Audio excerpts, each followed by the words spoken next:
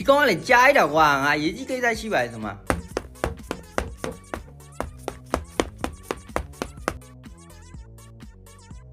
ဲ့မင်းဟိုကောင်မလေးဖင်ကိုလိုက်ကြည့်နေတာမလားဟဲ့ဟုတ်လားညီမလည်းထင်တော့ထင်နေ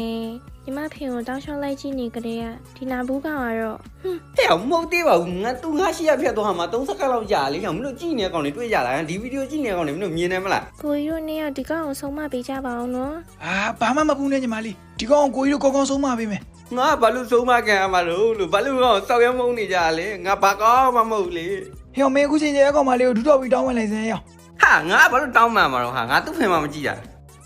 ဒီကောင်စောင်းရှာရှိတယ်ကွာဟဲ့ဒီကောင်ဝိုင်းတီးရအောင်ဟဲ့ဝိုင်းထိုးရအောင်ဟဲ့လေလက်စတော့မင်းတို့ကစော်ကြိုက်လို့ချင်တဲ့ကောင်လေးပဲကွာငါနာမည်ပါလေတလားရအောင်မြေရှိုးမိုးပြန်တရိုးခန့်တီးတဲ့ကွာယောဝတ်တာ